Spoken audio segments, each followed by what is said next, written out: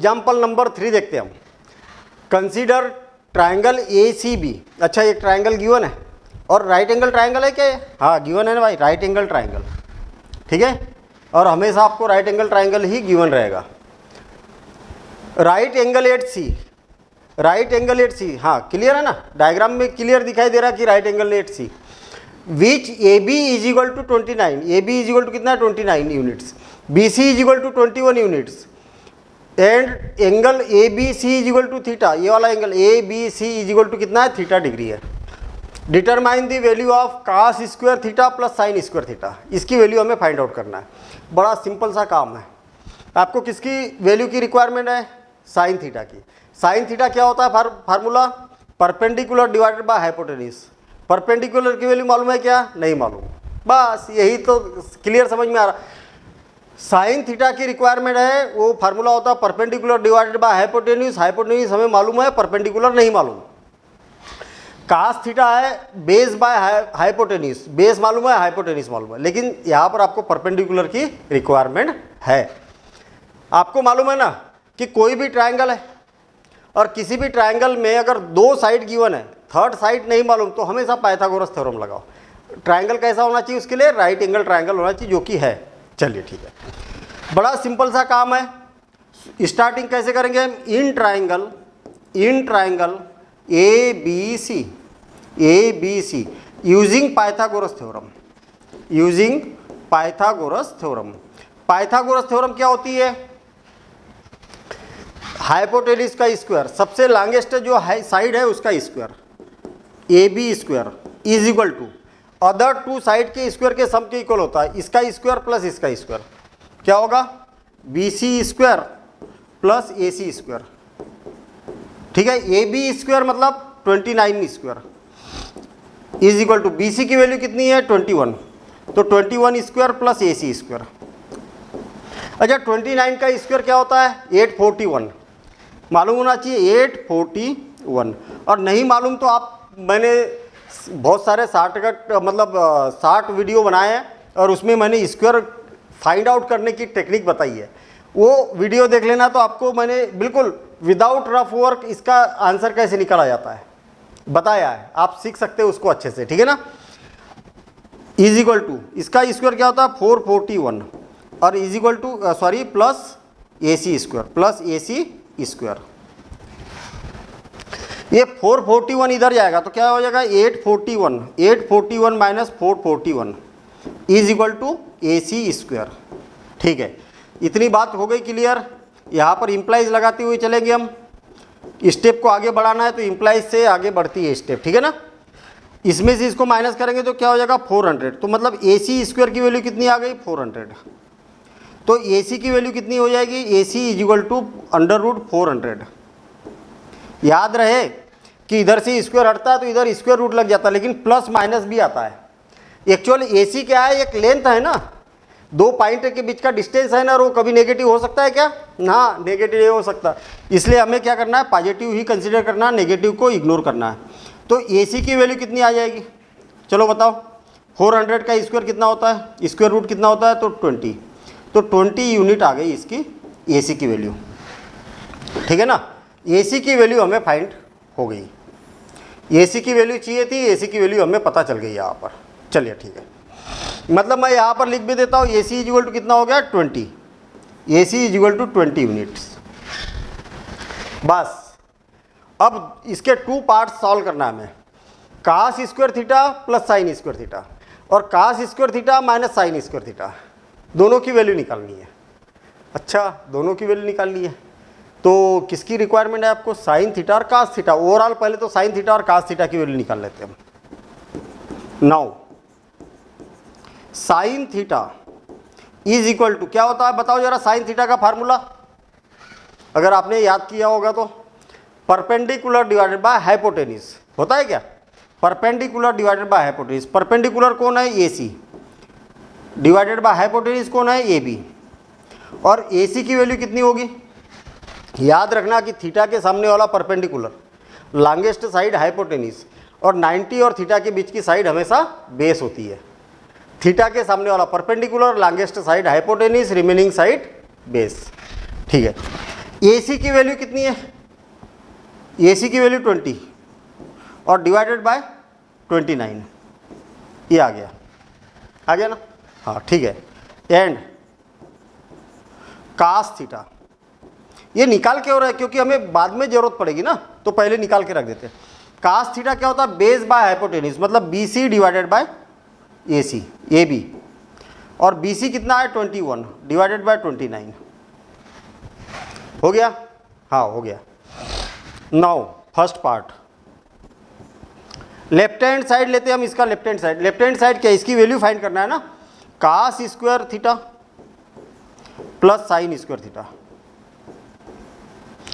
कास square theta, cos theta की value कितनी है, ये इतनी है 21 बाय 29, 21 बाय 29 और इसका स्क्वायर, प्लस साइन की वैल्यू कितनी है 20 डिवाइडेड बाय 29, 20 डिवाइडेड बाय 29 और इसका स्क्वायर। 21 का स्क्वायर कितना होता है तो आपको मालूम है, 21 का स्क्वायर कितना होता है, चलो बताओ, अभी तो किया था हमने 21 का स्क्वायर, अरे याद रखते हुए चलना है भाई। 21 का स्क्वायर कितना होता है 441 डिवाइडेड बाय 29 का स्क्वायर कितना होता है, 29 का स्क्वायर 841, ठीक है। 20 का स्क्वायर कितना होता है तो 400, कितना 400 और डिवाइडेड बाय 29 का स्क्वायर 841, एलसीएम कितना आ जाएगा 841 एलसीएम। अगर दोनों नंबर एक जैसे है तो वही एलसीएम होता है, एक जैसे अगर रह गए तो वही एलसीएम, ज़्यादा दिमाग लगाने की जरूरत नहीं। दोनों नंबर एक जैसे है तो वही एलसीएम आएगा, ऊपर जो लिखा है वही जैसे कि वैसे ही लिखेंगे हम। ये टेक्निक याद रखना, ज़्यादा माथापच्ची करने की जरूरत नहीं है, ठीक है। अब 441 और 400 कितना हो जाएगा, तो बड़ा सिंपल सा, आप बोलेंगे कि भैया ये तो हमको प्लस करते आता है, 841 डिवाइडेड बाय 841 और 841 से 841 वन टाइम कैंसिल हो गया तो इज इक्वल टू 1 हो गया। ये इसका आंसर है, इसकी वैल्यू पूछी थी तो इसका आंसर ये आ चुका है। चलिए अब सेकंड पार्ट करते हैं हम। सेकंड पार्ट में क्या बोला है, second part cos square theta minus sine square theta, cos square theta minus sine square theta. Cos theta की वैल्यू कितनी है, तो ये है ना कास थीटा की value 21 divided by 29, 21 divided by 29 और कास स्क्वायर है इसलिए इसका भी स्क्वायर करेंगे। मैंने तो कास थीटा की वैल्यू रखी और इसका स्क्वायर है इसलिए इसका स्क्वायर कर दिया, माइनस इसकी वैल्यू कितनी है 20 डिवाइडेड बाय 29 और इसका स्क्वायर, ठीक। 21 का स्क्वायर कितना होता है 441 डिवाइडेड बाय 29 का स्क्वायर 841 माइनस 400 डिवाइडेड बाय 29 मतलब 841। आपको मालूम है कि भाई दोनों जगह एक जैसा है, क्यों, दोनों जगह एक जैसा है, क्या एक जैसा, अरे डेनोमिनेटर दोनों के सेम है तो एलसीएम सेम आएगा, सेम वही का वही आ जाएगा 841। हाँ बहुत बढ़िया। और जब ये सेम होती है तो ऊपर का ऊपर लिख दिया जाता है, तो क्या हो जाएगा 441 डिवाइडेड माइनस 400 तो कितना हो जाएगा 41 डिवाइडेड बाय 841 और ये इसका आंसर हो जाएगा। मतलब हमारे पास में दो आंसर आ गए, एक आंसर तो ये 1 आया और दूसरा आंसर ये आया, ये आया। यही हमें फाइंड करना था। कितना सिंपल काम है। बच्चे बोलते मैथ्स ही टफ है, अरे कहाँ टफ है भाई, इससे और सिंपल क्या हो सकता है। चलिए आगे बढ़ते हैं, ठीक है ना। कई लोगों को तो मज़ा आ गया होगा, अरे सर आप इतना स्लो पढ़ा रहे। हाँ स्लो पढ़ा रहे, टाइम ही तो लग रहा है ना, और क्या होगा। ठीक है, अब आपका काम ये है कि इसकी प्रैक्टिस करना है, नोट करने के बाद में उसकी प्रैक्टिस करना है, और आप देखेंगे कि मैथ्स ऐसा ईजी बनते चला जाएगा, आपको पता ही नहीं चलेगा कि अच्छा मैथ्स से इतना ईजी था। चलिए अगला एग्जाम्पल करते हैं हम। अगला एग्जाम्पल क्या बोल रहा, इन अ राइट ट्राइंगल। अरे भैया जैसा जैसा क्वेश्चन में बोला जा रहा है वैसा वैसा काम चालू कर दो ना। In a right triangle A B C. अच्छा right angle triangle A B C, चलो बना दिया भैया, आपने बोला और हमने बना दिया A B C. Right angle at B, इसका राइट एंगल कहाँ पर है, ये वाला है। Right angle at B A क्या है, इसका नाम बी देना। जैसा क्वेश्चन में बोला वही करना है अपने को काम, हमारे मर्जी से कुछ नहीं। Right angle at B, tan A is equal to 1, tan A is equal to 1, tan A, ये ट्रिग्नोमेट्रिक रेशियो के साथ में कौन लिखा है, ये लिखा है।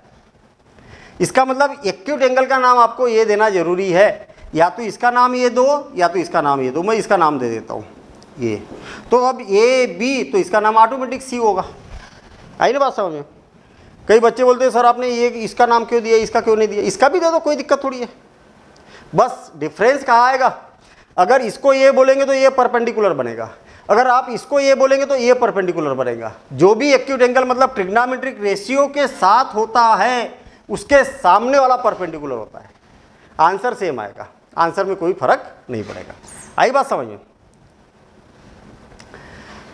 Then verify 2 sin a cos a, 2 sin a cos a। पहली बात तो 10 a गिवन है। गिवन क्या है, गिवन क्या है आपको, given 10 a, 10 a is equal to कितना है, 10 a इज इक्वल टू कितना गिवन है 1। तो क्या आप 1 डिवाइडेड बाय 1 लिख सकते क्या 1 को? हाँ लिख सकते ना, 1 डिवाइडेड बाय 1, तो 1 को तो 1 डिवाइडेड बाय 1 लिख ही सकते हैं। हाँ ठीक है। जब भी रेशियो में दिया है तो आपको k की टर्म में आपको इसको सपोज करना है। k का मल्टीप्लिकेशन कर देंगे 1 में तो k आ जाएगा। आपको 10a का फार्मूला मालूम है ना, perpendicular divided by base. Perpendicular, perpendicular कौन है बता, थीटा के सामने वाला परपेंडिकुलर, थीटा के सामने वाला परपेंडिकुलर। तो परपेंडिकुलर डिवाइडेड बाय बेस, तो परपेंडिकुलर कौन है, BC, डिवाइडेड बाय बेस क्या है, AB। तो मुझे एक बात बताओ, BC की वैल्यू क्या आ गई, K, और इसकी भी वैल्यू कितनी आ गई, K। आ गया समझ में? मतलब 2 साइड पता चल गई ना। अब थर्ड साइड तो पता होना जरूरी है, तब तो आगे बढ़ेंगे हम। तो हम यहाँ पर बोल सकते हैं कि इन ट्राइंगल ABC और using Pythagoras theorem, using Pythagoras theorem.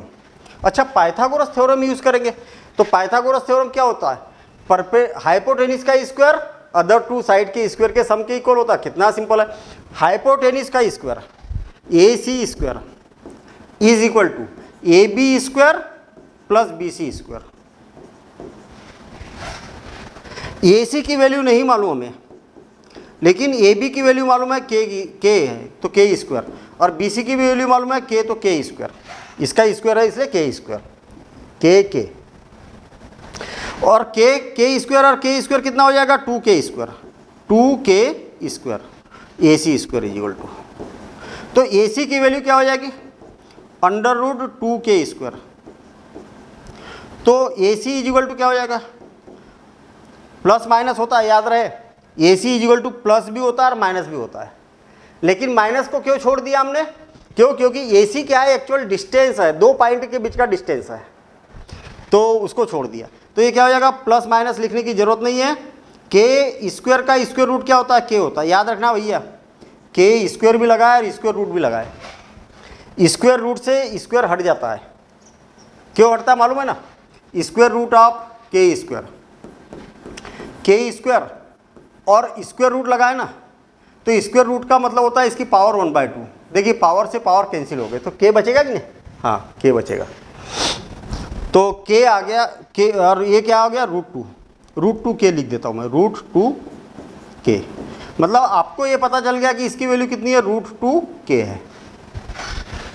ठीक, सिंपल लग रहा होगा, हाँ बिल्कुल सिंपल है भाई, है ना। चलिए गिवन था, ये छूट गया, गिवन था, ये पूरा मैं यहाँ से शिफ्ट कर रहा हूँ।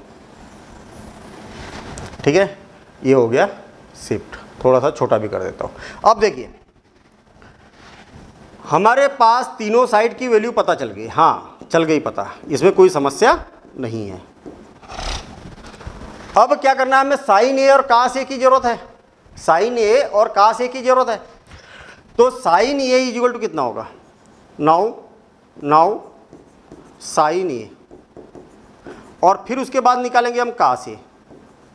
मुझे एक बात बताओ कि साइन ए क्या होता है, फार्मूला, भैया फार्मूले के बिना काम नहीं होगा।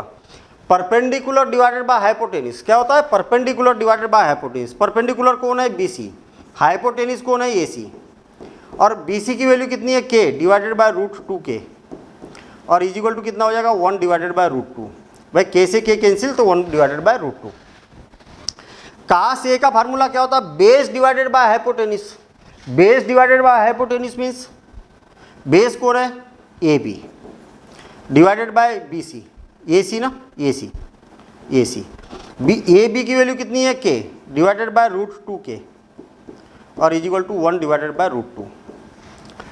देखिए इसकी वैल्यू निकालना था हमें, sine A into cos A. तो मैंने साइन ए और कास ए जो बाद में जरूरत पड़ेगी ना वो निकाल के रख दी है। साइन ए की भी वैल्यू 1/√2 और कास ए की भी वैल्यू कितनी है, 1/√2। अब सुनिए जरा ध्यान से, जो प्रूविंग वाले क्वेश्चन होते हैं ना, जो प्रूफ करने वाले होते हैं या वेरीफाई करने वाले होते हैं, उसमें क्या करना चाहिए, लेफ्ट हैंड साइड और राइट हैंड साइड को वेरीफाई करना होता है। तो आपको क्या करना चाहिए, एक साइड लेना चाहिए, कौन सा, जो बड़ा है वो, तो बड़ा तो यही है। हम क्या करते हैं, लेफ्ट हैंड साइड ले लेते हैं। देखिए सबसे इंपॉर्टेंट बात होता है कि आपसे क्वेश्चन बन रहा है, और क्वेश्चन पूरे बनाने के बाद में भी पूरे नंबर नहीं आते। आपने कभी एनालिसिस किया कि ऐसा क्यों होता है, कभी एनालिसिस किया? अरे भैया प्रॉपर होना चाहिए ना, क्वेश्चन प्रॉपर रहेगा तो प्रॉपर नंबर मिलेंगे, इम्प्रॉपर रहेगा तो इम्प्रॉपर नंबर मिलेंगे।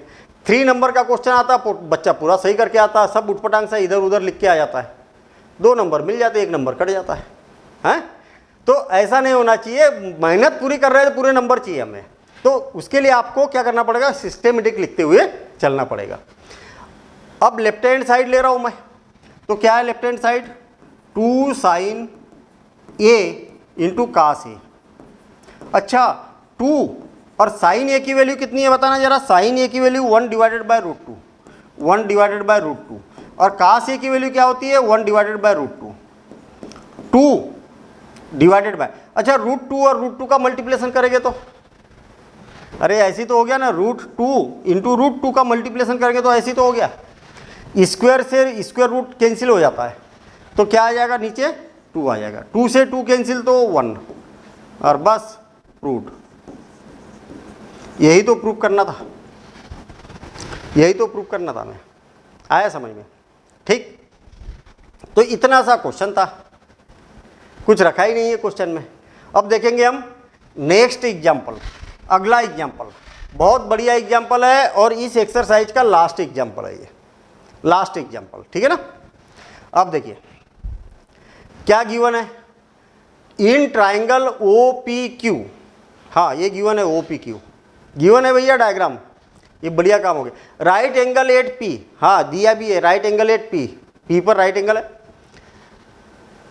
OP is equal to 7 centimeter, OP is equal to 7 centimeter भी गिवन है, और एक कंडीशन दी है। आपको क्या बोला है, OP इज इक्वल टू कितना है, 7 सेंटीमीटर, हाँ, और एक कंडीशन दी है,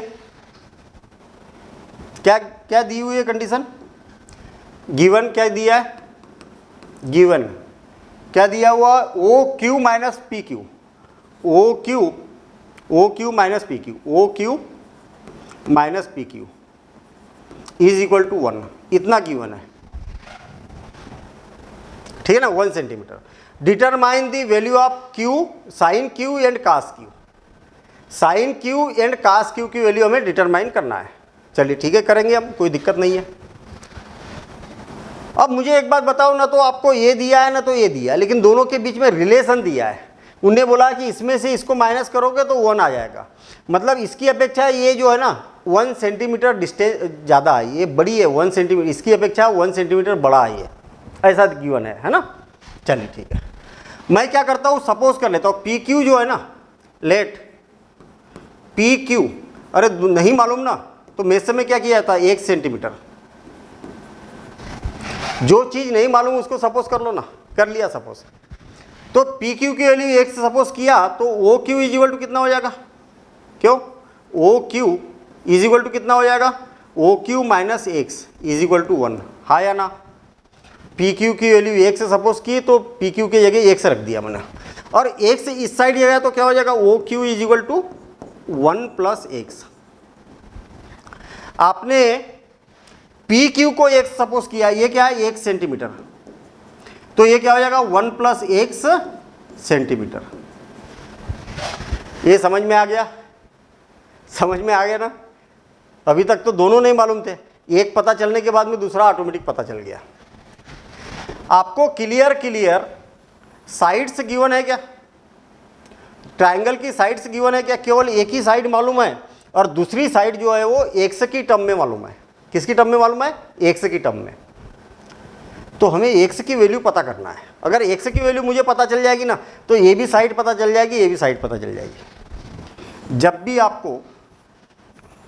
भी आपको राइट एंगल ट्रायंगल में साइड्स नहीं मालूम तो क्या करते? एक ही तरीका, एक ही हथियार है, एक ही ब्रह्मास्त्र है। क्या है? Pythagoras theorem. Pythagoras theorem in triangle PQR using Pythagoras theorem. Pythagoras theorem apply करते हैं। पाइथागोरस थ्योरम अप्लाई करेंगे तो हाइपोटेनिस का स्क्वायर OQ का square is equal to PQ का स्क्वायर प्लस OP का स्क्वायर। ठीक, OQ की वैल्यू मालूम है क्या? 1 + x और इसका square is equal to PQ की वैल्यू मालूम है क्या? PQ है x है ना, तो x का स्क्वायर प्लस OP की वैल्यू मालूम है क्या? OP की वैल्यू 1 + x का होल स्क्वायर। इतना है। गड़बड़ कर दिया? OQ की वैल्यू ये है और OP कितना है? 7 सेंटीमीटर। ये फिर से लिखना है। OP की वैल्यू मालूम है क्या आपको? क्या है? 7 का स्क्वायर। अच्छा मुझे एक बात बताओ, A + B होल स्क्वायर का फार्मूला मालूम है क्या? अरे A + B होल स्क्वायर है ना, A + B होल स्क्वायर क्या होता है बताओ जरा फटाक से? A² + B² + 2AB होता है क्या है फार्मूला? हाँ होता है ना। अरे यहाँ पर कुछ है, यहाँ पर कुछ है, पूरे का होल स्क्वायर है, तो क्या करते हैं? इसका स्क्वायर कर दिया जाता है, 1 का स्क्वायर 1 ही होता है। फिर इसका स्क्वायर कर दिया जाता है, फिर 2AB लिख दिया जाता है, 2AB 2 × 1 × x, तो 2x ही होगा, और इज इक्वल टू x² और प्लस 49। आप देखेंगे तो x² से x² कैंसिल, और ये उस साइड जाएगा तो क्या हो जाएगा? 2x = 49 - 1। ये समझ में आया क्या? आपको मालूम है ना कि कोई भी लेफ्ट हैंड साइड से राइट हैंड साइड जाएगा तो जैसे कि वैसे जाता है, केवल उसका साइन बदल जाता है। ये पॉजिटिव +1 है तो उधर जाके -1 हो जाएगा। अच्छा 2x = 48, तो x = कितना हो जाएगा? 48 / 2, तो x = कितना हो जाएगा? 24 सेंटीमीटर। x की वैल्यू कितनी हो गई? 24 सेंटीमीटर। इसका मतलब हमारे पास में ये आ चुका है 24 सेंटीमीटर। और 1 + x कितना हो जाएगा? यहाँ x की वैल्यू 24 रखो ना, तो 1 + 24 कितना हो जाएगा? 25 सेंटीमीटर। 25 सेंटीमीटर। बहुत बढ़िया काम हो गया। अब तीनों साइड पता चल गई हमें। तीनों साइड पता चल गई ना? हाँ तीनों साइड पता चल गई। अब तीनों साइड पता चल गई, अब जो पूछना है वो पूछ लो भाई, कौन मना कर रहा? आप यहाँ पर लिख भी सकते कि x + 1 इज इक्वल टू क्या हो जाएगा? 24 + 1 और is equal to 25। x + 1 is equal to 25 है ना। 1 + x बोलो चाहे x + 1 बोलो, दोनों का मतलब एक ही है। यहाँ तक क्वेश्चन हो चुका है। अब आपसे पूछा है determine the value of sin q and cos q। sin q, now sin q देखना, मजेदार क्वेश्चन है। sin q का मतलब, अरे ट्रिग्नोमेट्रिक रेशो के साथ कौन लिखा है? q लिखा है, मतलब ये वाला एक्यूट एंगल है, तो इसके सामने वाला परपेंडिकुलर होता है। ये क्या बनेगा? परपेंडिकुलर बनेगा, और जो लॉन्गेस्ट साइड है वो हाइपोटेन्यूज बनेगा, और रिमेनिंग साइड कौन बनेगा? बेस बनेगा। आई बात समझ में? ये बात आपको मालूम होना चाहिए।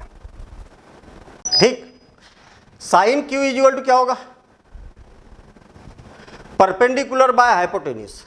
परपेंडिकुलर कौन है, O P divided by hypotenuse, hypotenuse कौन है, ओ क्यू, और ओ पी की वैल्यू कितनी है 7 डिवाइडेड बाय 25, ये आ गया। एंड कास क्यू, क्या होता है, ये क्यू है मतलब यही एक्यूट एंगल है, इसके सामने वाला परपेंडिकुलर बनेगा। तो क्या होगा, perpendicular divided base divided by hypotenuse, base कौन है P Q divided by O Q, और पी क्यू की वैल्यू कितनी है 24 और इसकी वैल्यू कितनी है 25, बस ये इसके आंसर हो गए। तो समझ में आ गया, समझ में आ गया, इम्प्लाइज लगा दिया करो, इम्प्लाइज लगा दो, सिस्टेमेटिक लगता है, ठीक है ना। ये ऐसा हो गया, नोट कर लो, और अपने यहाँ पर एग्जाम्पल कंप्लीट हो गए। अब अगले वीडियो में देखेंगे हम इसकी एक्सरसाइज, पहले नोट करना, और एक्सरसाइज देखने से पहले आप खुद बना के देखना, वीडियो मत देखना, पहले आप खुद बना के देखो, और खुद बनाने के बाद अगर कोई अटकता है क्वेश्चन तो फिर एक्सरसाइज देखो, ठीक है, जो बन गया उसको भी देख लो। तो उससे क्या होता है कि बहुत सारी चीज़ें ऐसी रहती है ना कि उस क्वेश्चन में चीज़ें बन गया क्वेश्चन, लेकिन फिर भी मैं जब क्वेश्चन सॉल्व कराता हूँ तो उसमें बहुत सारी चीज़ें बीच बीच में बताते रहता हूँ, वो बड़ी इंपॉर्टेंट बातें रहती है, वही तो बेसिक होता है, जो बोलते हैं ना मैथ्स का बेसिक है ना, जो मेन बेसिक होता है, जिसके बेस पर क्वेश्चन बनता है, वो बेसिक इसके बीच बीच में भी अपना बेसिक चलते रहता है ना। तो मिलेंगे हम अगले वीडियो में एक्सरसाइज के साथ में, तब तक आपको इस वीडियो को शेयर कर देना है, अपने जितने भी सोशल मीडिया ग्रुप है सारे सोशल मीडिया पर आप इसको शेयर कर दीजिए, और पसंद तो आ ही रहा होगा, तब तो आप जुड़े हुए हैं, तो इसको लाइक ज़रूर करिएगा, और चैनल को सब्सक्राइब आपने कर ही दिया होगा, नहीं किया होगा तो सब्सक्राइब भी कर देना। तो मिलेंगे हम अगले वीडियो में एक्सरसाइज के साथ में। Thank you.